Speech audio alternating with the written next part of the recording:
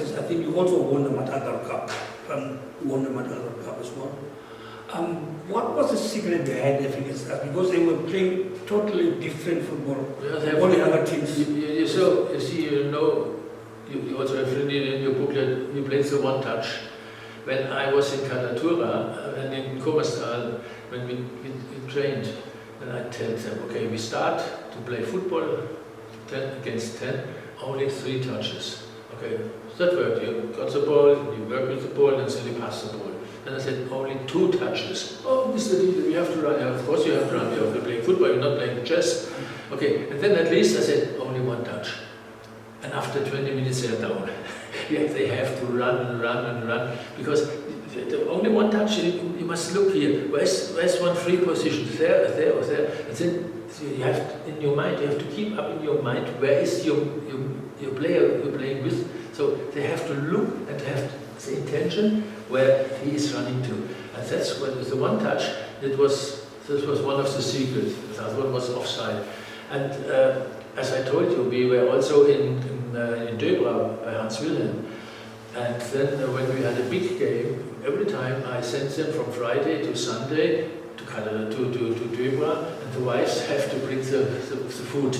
And then we were all together, and then we practice with the long distance, the crosses, the corner kick, and offside rules, and everything we writes there. And it was also, and Hans Wilhelm, he was a supporter of African Stars. Hans Wilhelm. He also started in Germany, and he made his football degree in Stuttgart, I think.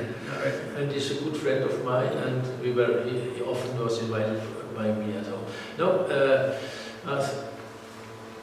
because if you were successful, then everybody trusted in you.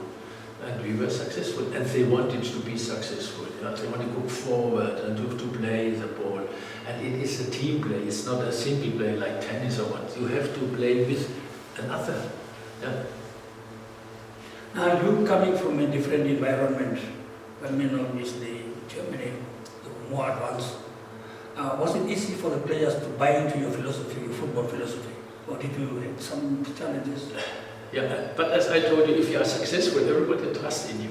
And we were successful. We were the first black final with the Dave's Furniture Cup. And then everybody trusts me. And I have also meetings at my home, at Oscar Mengo's home, and Clemens Kapoor's home. He was a supporter, Clemens Kapoor. And he was shot, you remember, 78 and on Easter Monday, and we were very often with him. And then we have a team talk after the training session, after the game. So we talk to each other, and he said to me, "You made this fault, you made this fault," and it stays with us. Games. It stays only with us, nothing coming outside.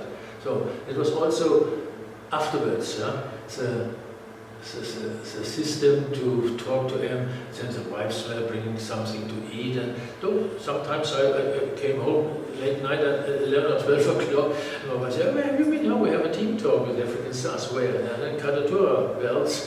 Yeah, and this was also a point that we were together after the game or after the training sessions. That also makes a team. It's a team. And we had a team of about 15 or 20 players. And nobody was unhappy. Yeah, everybody was happy, and if you play, and then the other one is playing, then I changed it, and everybody wanted to play. I said, okay, we must train, and you must show me in the training session what you can do. Penalty shooting, for example, or indirect free kick or throw in, and small things. But if you have small things together for about 90 minutes, then it is added, and you will be successful automatically. And the other ones running against the wall. And it was interesting, and then I got the mentality of the blacks, of Oscar, of Willie, of Toto, and then everybody. Of Chiba was a very good keeper, just on the line, but he can't go out of the box. But he was good on the line. Chiba, our keeper. Also, he was also national team.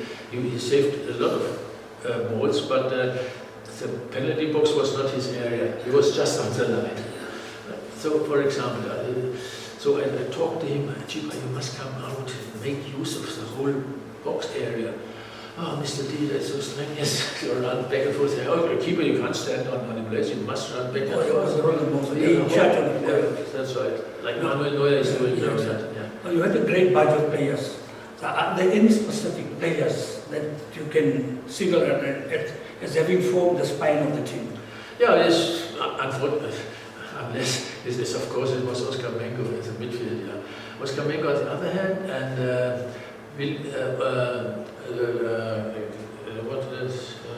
Albert Chero at the back, yeah, they organized.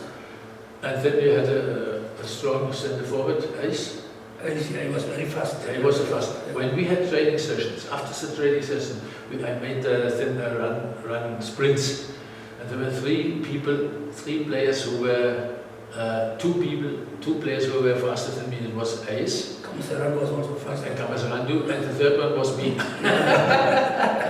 And so we practiced also sprints and acceleration, and we had a lot of things to do that they never had before. And that was the spirit of the team, playing on the ground, exercising, being fit, the whole body being fit. I made physical trainings with them, and then after the training, after the games, we were together in a house in Karatura, sometimes on my house. So it's a team spirit. Yeah? It was all everybody was convinced that we are a good team. That's important. It's mentally, yeah? Not only physically, mentally. It's also very important. Yeah? Now, last night when I was thinking, because when I knew that I had the time, I would be interviewing you. Yeah. Now I was thinking about your journey, and I realized that you played a major role in the development of Namibian football. What led to the introduction of multiracial football because of your involvement with the African Stars during the height of apartheid, where you coached the black team, you started playing against the white teams, and I think the white players also started to get the feeling that no man, we want to play against these guys, man. There's nothing wrong playing against black people. They started putting pressure on the authorities and so on. I think you played a very important role in the development of Namibian football, and your name will go down in the history of Namibian football as a hero. So, okay. Thank you very much. And I think with that, we have come to the end of another edition of African Stars, Club Legends, with a legend of African Stars, the man who laid the foundation for African Stars, and his name will never be erased from the history of African Stars. Thank you very much, Peter. Yeah, okay, I just want to add one sentence. I was asked in Germany, what do you remember most of your being a coach in Namibia, in Southwest Africa? I said, okay, you won't believe it, but it's Willy Vrida. Why? Willy Vrida named his first son right after me, Dieter Vrida. He was born on the 4th of November 1978. Dieter Vrida. And he was at my home as a baby, and he learned swimming at my home pool, and then he moved down to South Africa. He was a good swimmer in Johannesburg. So that's what